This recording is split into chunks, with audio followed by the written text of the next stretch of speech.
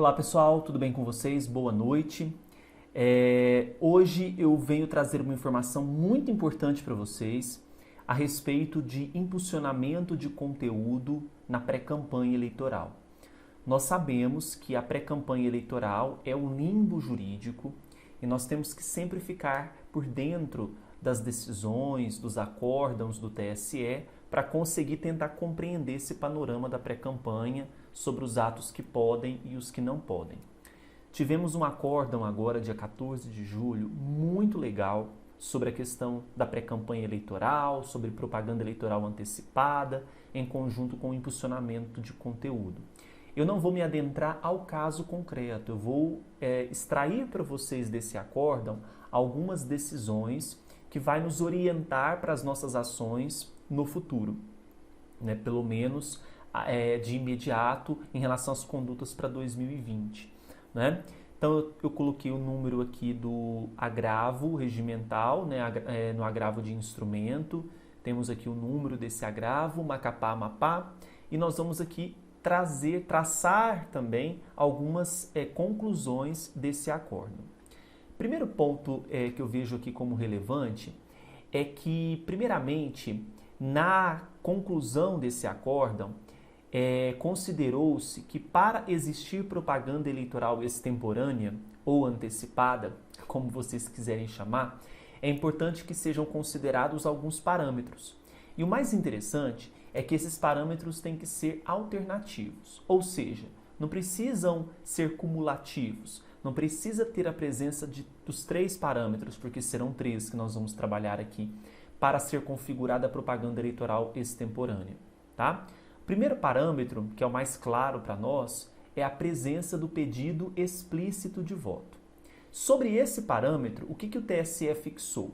Fixou a tese de que para a configuração de propaganda eleitoral antecipada, esse pedido de votos deve ser de fato explícito, vedada a extração desse elemento a partir do cotejo do teor da mensagem e do contexto em que for veiculada. Então perceba que interessante, olha só, para ter pedido explícito de votos, eu preciso ter ali de forma expressa, explícita esse pedido. Então veda-se a extração desse elemento a partir de informações da mensagem, do contexto que ela está veiculada. Esse é o parâmetro da presença do pedido explícito de voto. Como são parâmetros alternativos, nós temos um outro. Qual é? A utilização de formas proscritas durante o período oficial de propaganda. Então, por exemplo, eu tenho lá meios que somente podem ser utilizados em período de campanha e eu estou utilizando em pré-campanha, então veja que nós temos uma propaganda antecipada. E violação a um princípio da igualdade de oportunidades entre os candidatos. Até aproveitando a oportunidade, sobre esse princípio tem um livro, o livro é em espanhol, aqui não sei se vocês vão conseguir enxergar. Chama La Igualdade de Oportunidades en las Competiciones Electorales. É do Oscar Sánchez Muñoz. É um livro muito interessante e ele traz uma visão a respeito desse princípio da igualdade de oportunidades. Né? Então ele traz uma análise muito interessante sobre isso. Então, para existir a propaganda eleitoral extemporânea, há necessidade de preenchimento desses parâmetros alternativos. Um ou outro. Né? Bem, ainda sobre isso, extraído do acórdão o seguinte: o impulsionamento de publicação na rede social Facebook não é vedado no período de campanha, isso nós sabemos, né? Durante a campanha, o artigo 57C permitiu essa veiculação de impulsionamento, perfeito? Então, na campanha é permitido, mas e na pré-campanha? Eu já chego lá, tá? Como consta da mensagem, então tinha uma mensagem, né, pedindo apoio lá da cidade, né, do município.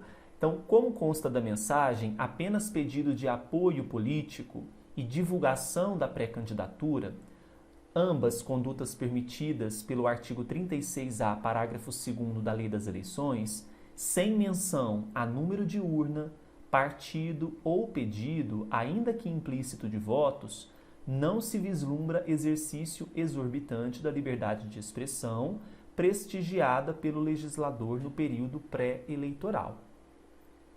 Então perceba o seguinte, pessoal.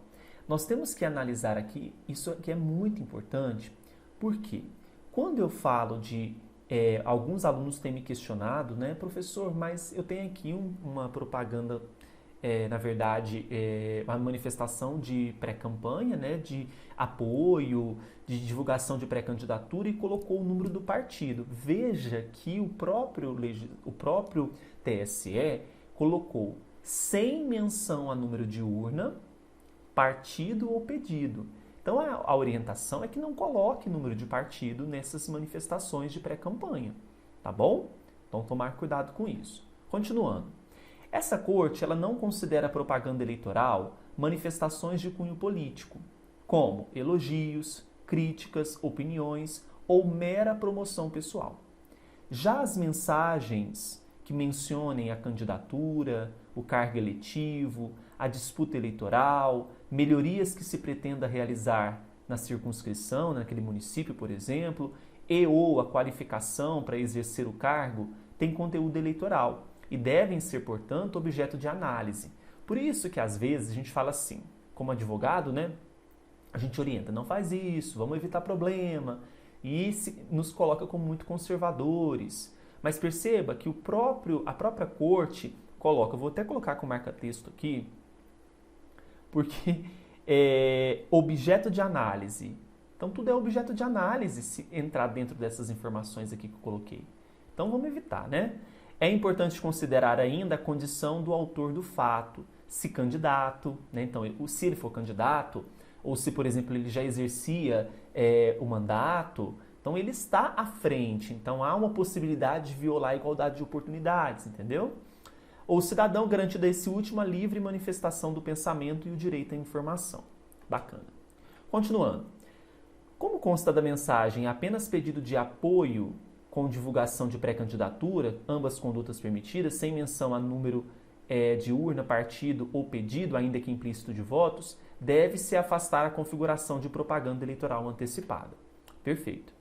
Esta corte fixou, na linha do voto do ministro Luiz Fux, no agravo regimental do agravo de instrumento número 924-SP, que por explícito deve-se entender apenas e tão somente o pedido formulado de maneira clara e não subtendida, excluindo o sugerido, o denotado, o pressuposto, o indireto, o latente, o sinuoso e o subentendido, tá? É isso que é o conceito de explícito. Achei bacana isso, porque dá pra gente ter uma visão bacana, né?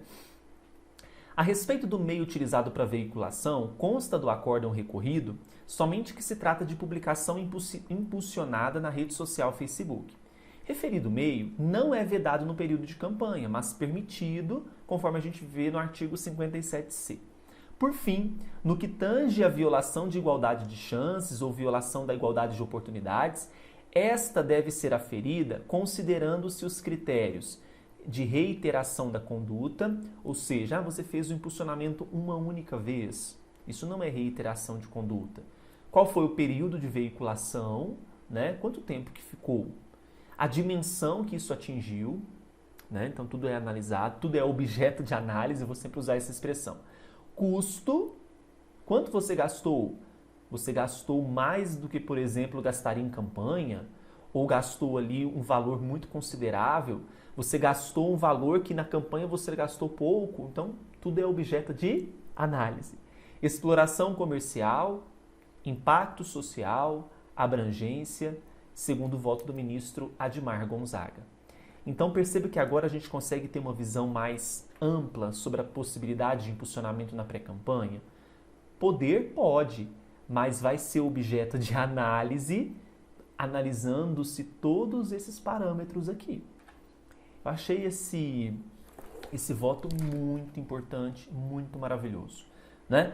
Qualquer dúvida, mande para nós por e-mail. Fiquem com Deus e até a próxima dica. Curta esse vídeo, incentiva aqui o professor, se inscreva no canal, tá bom? Tchau, tchau.